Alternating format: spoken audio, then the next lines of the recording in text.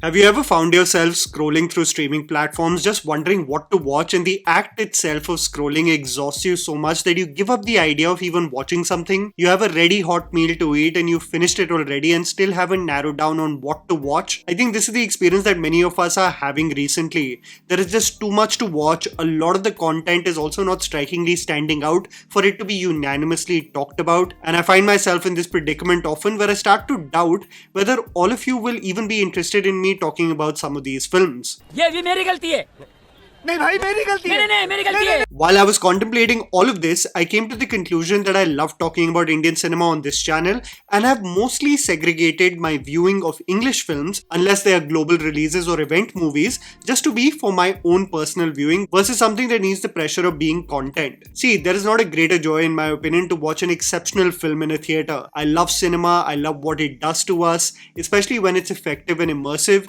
and I think you can understand my thoughts of wanting some of it at least to be just for me versus what should translate to content. The last few weeks, however, there have been no films that have really stuck out in Indian cinema to become topics of discussion online. Mainly because none of the films have gone on to do exceptional numbers in theatres. That does not mean, however, they aren't worth your time. Through this video, I want to tell you all that I've watched in the last week and have a slight Oscar discussion with all of you in the conclusion. I think wrapping the video up with an Oscar discussion will also make me have an idea of what all you thought about this season. I will be talking about the movies in ascending order of how much I loved them, so we go from the most disappointing to the best. I hope this can at least help you in clicking an icon while you're doom scrolling through streaming platforms. You know what's crazy? Even while I talk about 5 titles, I still have more catching up to do. So getting right into it, here is Tried&Refused Productions with 5 movies that I missed talking about in 2026. Accused. One of the movies that I was actually heavily anticipating and excited about when Netflix announced their slate was the movie titled Accused, starring Konkana Sen and Pratibha Ranta. Dharma Productions collaborating with Konkana after Wake Up Sid, who wouldn't be intrigued, and my disappointment was immeasurable when I saw this film. A case of a talented doctor being accused of misconduct. The film explores whether the accusations are true or not, with Konkana and her partner, played by Pratibha, doing their own digging. I right off the bat have to tell you that the only silver lining of this poorly crafted film is that it presents a same-sex relationship like any other dynamic. There is no shocking reveal or association with the taboo treatment one usually associates with Indian cinema. The age gap is addressed and it doesn't affect the storytelling either. The only bummer being that the storytelling itself is so mediocre, you wonder why Konkana even said yes. The case of foreign actors being inept in Hindi movies continues with this movie, stumbling through basic dialogues and expressions. Konkana and Pratibha are mostly competent in parts, but the movie progresses to neither becoming an effective investigative thriller nor a social drama with something profound to say. Private investigators are given eccentric tropes like smoking imaginary cigarettes, podcasters are chasing Konkana for bites, and Konkana herself running on the streets of London has to be the most funny visual from this movie that wants us to take it seriously. The investigation leads to the exploration of several subplots and characters that barely develop interest, and the final reveal is so lackluster, I genuinely was shocked about the poor quality of this film in several departments. There is this speech dumped in the climax of power in the workforce and gender sensitivity that has absolutely zero impact, for it's not even sprinkled throughout the screenplay, making me genuinely believe that this is some forced CSR activity that Dharma has done to work with talented actors so that public discourse doesn't chastise them for only working with untalented nepo babies. How is it that the talented lot get handed over such schmuck? Disappointing is an understatement, and the comparison of this movie to the Kate Blanchett starrer Tar is offensive. It does not even have a sliver of that nuance. Wuthering Heights. The most contentious and absolutely wild film that I had to briefly discuss with all of you was Wuthering Heights with Jacob Elordi and Margot Robbie. This movie is the reason why my algorithm is just book talk and bookstagram at this point. Emily Bronte, the author, would definitely be rolling her eyes in her grave seeing her book get an adaptation by Emerald Fennell. For those who don't know, if you think Sandeep Reddy Vanga can indulge in his fair share of rage bait, then you don't know Emerald Fennell. For those who have seen Saltburn, they would know what I'm exactly talking about. She thrives on ruffling feathers with shock value. Wuthering Heights is a classic, by the way. So much so that my parents had memories of reading about it, seeing the BBC adaptations of it across the years too. The movie isn't an adaptation in any way, by the way. It's Emerald's own inept and slightly audacious take on the classic that lets go of its cultural context and history, especially in regards to not only the race of Heathcliff, but the concept of consent and how it's twisted to give a deranged, consensual angle here versus the abuse the character actually makes the characters endure across generations. The book and its material is just far too vast to be condensed into a feature film. The book carries on for generations and how Heathcliff reaches the pits of inhumanity just because he is a toxic puglu who are very famous in Indian cinema right now, by the way. If I were to provide you a silver lining about this film, it is visually beautiful. The cinematography of this movie is stunning, and I must tell you that I absolutely am obsessed by the soundtrack composed by Charlie XCX. The people who have read the book, however, can tell you a thesis on why this film is problematic. Heathcliff is supposed to be a man of color. Margot Robbie's insistence on playing Catherine is divorced from the description of the character in the book, who should be 18 to 19 years old. The most disturbing element is that they portray Heathcliff to be almost this obsessive lover who refuses to abuse his partner because he has morals. So when he marries Catherine's sister-in-law out of spite, the abuse transforms into this deranged roleplay that is consensual, making Heathcliff just a tragic hero versus the abuser he is in the book. The amount of discussions I have had with people on this movie, especially passionate women who were obsessed with the book, is crazy. Pretty people in pretty locations, that absolutely loses the point of what the book was about. That's basically Wuthering Heights. Crazy if you're a Bollywood fan and step out of this movie. When you look back at Dhadkan, it's actually a loose adaptation of the same. Who knew Sunil Shetty was pulling off a Heathcliff when he said the iconic lines, मैं तुम्हें भूल जाऊं ये हो नहीं सकता और तुम मुझे भूल जाओ ये मैं होने नहीं दूंगा. Nukkad Naatak. The next movie that I saw in theatres because I was so inspired by the story of how they even got a theatrical distribution is the Tanmay Shekhar directed film Nukkad Naatak. An indie project that has been mostly crowdfunded, received 40 to 50 lakhs to shoot the film and then another round of funding to edit the film. The makers could not get into streaming platforms, so made a series on Instagram on the trials and tribulations one goes through in finding a home for their completed film called How to Enter Bollywood. Their marketing run consisted of going through several cities on a road trip and spreading the word about the film organically. And in this environment, independently releasing your film in theatres is no joke. I commend the team for even going out on the limb and attempting the same, irrespective of the financial outcome. The movie starring Molstri and Shivang Rajpal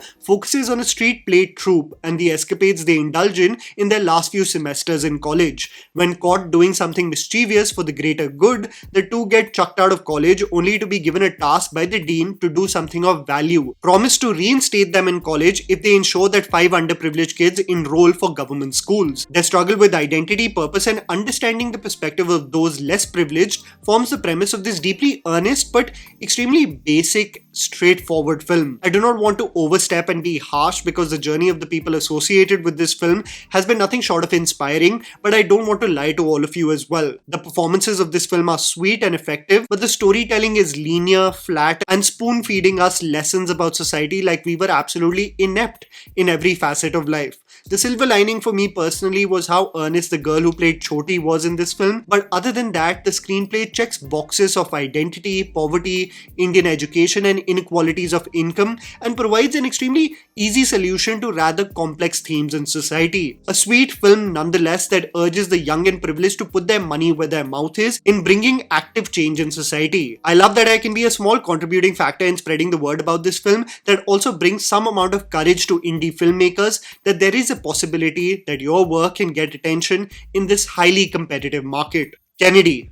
This is an Anurag Kashyap movie that I really liked, and that's coming from someone who has been really critical of his work in recent years. I think Kennedy is one of those rare occasions where Kashyap was extremely economical and tight with his edit. Usually criticized for being indulgent, I thought he retreated just at the right pace. The film focuses on an ex-cop who is declared to be dead and executes the dirty work for his superiors, having little to no moral ambiguity with his skills. What causes him to come in conflict with those he works for forms the premise of this compelling thriller that immediately reminded me of the dark days of lockdown. The PTSD of the pandemic is apparent in every frame, but why the film is largely relevant is because it doesn't mince its words on the corrupt practices that were taking place at the same time. Everything from extortion rackets, corruption, and who runs this country commentary becomes largely apparent and creates an atmosphere of dread from the onset. I must commend Rahul Bhatt, who is consistently so good in everything he features in, and Mohit Takalkar, who plays his superior, is absolutely spectacular in this film. The commentary of the movie and Rahul's family turmoil may be slightly on the nose and ineffective respectively, but I think it doesn't take over the narrative, making the screenplay still largely immersive, especially when you think about it in context to the country today. The question, "Kitna kha ke khush hoga?"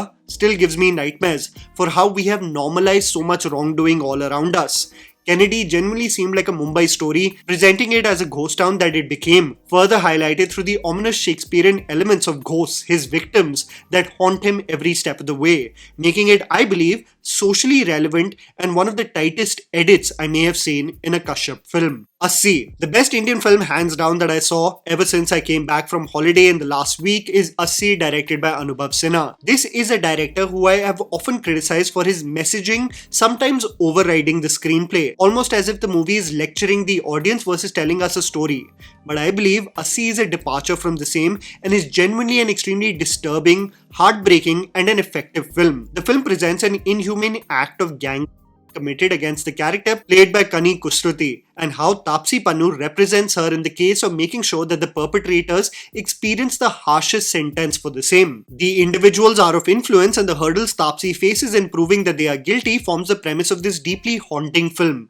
The film, through its screenplay, reminds us on how 80 happen in this country every day, making it an average of every 20 minutes. The film turns into a red screen, reminding us of the ghastly acts that are happening in our country while we watch the film. The star of the show, beyond the writing by Sinha and Gaurav Solanki, is the performance by Kani Kusruti, who genuinely has one of the most impressive filmographies amongst her contemporaries. There are, however, stumbling blocks for sure in this film, one of which includes characters that often disappear in the screenplay. Characters like the father and mother of the perpetrators, namely Manoj Pava and Supriya Pathak, are introduced but often vanish as the case is developing. Nasruddin Shah, who guides Kumud Mishra through his mental hurdles, often just randomly comes and goes in the film. So oftentimes you wonder about the inconsistency in the storytelling, especially pertaining to supporting characters. The other stumbling block for me is Taapsee Pannu, who honestly I commend and respect for the choices she makes, but if I were to replace her in this film with what she did in Mulk, I swear to God you can't differentiate her approach to different roles. She has the same tics, mannerisms, expressions and style of delivery in most of her films, making me conclude that beyond brave choices, there is a problem of range that is genuinely not being discussed. The visuals of this movie present the capital with these desaturated visuals as if the layer of smog has taken over the frames, and it couldn't be a more accurate depiction of how Delhi looks to most of us who every day live, breathe and function in this gas chamber. The experience of every woman simply walking on the streets and being on the constant lookout of threats around her is so eerily portrayed in this movie, it took me back to why a series like Khauf was so effective. The paranormal element of the show was the least scary part. It was the atmosphere of the national capital and how one feels simply walking on the street that gave people, especially women, the chills. The aspect of the film that stuck with me the most was how the characters who committed the crime are always referenced as bacche, and the argument that is often presented is how they have their entire life to look forward to. It's a disturbing reflection on how the most ghastly crimes are often protected by those who raise these monsters as mere forgivable mistakes, not realizing the lives they have ruined in the process. I say this to you because I've noticed an influential wedding where I've seen a man get smashed out of his mind drunk on alcohol the day after a case was filed against them.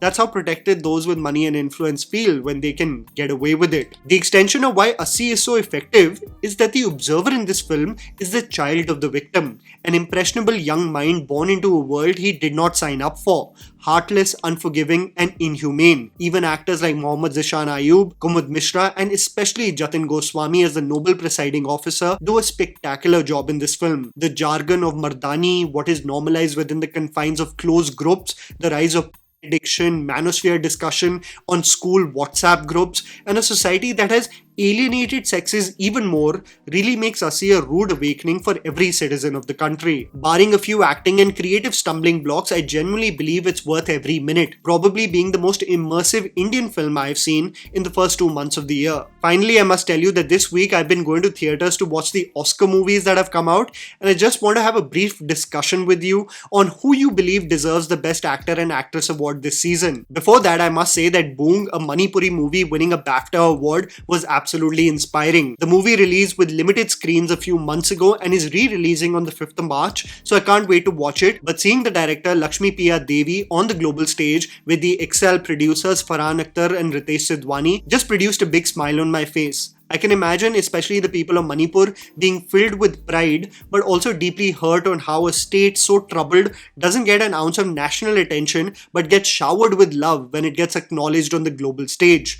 I can imagine there to be conflicting feelings on the same. I must tell you that after watching Secret Agent, Sinners, Hamnet, One Battle After Another and Marty Supreme, I think the favourite to win Best Actor is Timothée Chalamet. I swear in my heart my favourite performer is Leo from One Battle After Another for how effortlessly hilarious he was and how he switched up to being intense with such ease. But Timothée, as the extremely driven but irritating narcissist, was absolutely exceptional. I think Sinners deserves a lot of praise for its technical aspects, especially in terms of cinematography and music, but if you were to really narrow down on immersing yourself in such an unlikable main character, I must say Timothée hit it out of the park. I would love to know what you think and who will end up winning, but I think while this may be debatable, if there was one award that I believe no one else but one actor can win, is from the category of Best Supporting Actor. I swear to God, if Sean Penn does not win for what he did in One Battle After Another, then the whole system is flawed. The man was on another level as Stephen J. Lockjaw. Finally, my experience of who will win the Best Female Actor Oscar has had quite the journey. When I saw Begonia, despite being a remake of the 2003 South Korean film Save the Green Planet, I genuinely thought that Emma Stone will easily sweep award season. But then I watched Sentimental Value on Mubi, and I was like, hey, Renate Rahisway is absolutely brilliant. She may have a shout. To all the women who have sisters in their family, by the way, you will be left weeping watching that movie. I highly recommend it to you. But guys, I saw Hamnet 2 days ago in theatres and there is absolutely no way any other person other than Jessie Buckley can win the award for Best Actor. I cannot tell you how much of an emotional mess I was watching this movie directed by Chloe Zhao. I can safely say it is a masterpiece, a film that is such an immersive tale on loss. There is something truly magical on what Jessie did in this film. If you have the shows available near your city, trust me when I say this, it is one of the most immersive female performances I have seen in film in years. And I'm not exaggerating. I would love to know what you thought about the same regarding the Oscar nominations, but this has been my experience of all that I saw this week. Please don't forget to follow me on Instagram. The handle's right in front of you. Follow me at JammyPants4. Also, please support us by smashing the like button and subscribing to our channel for weekly content ahead. Thank you for watching.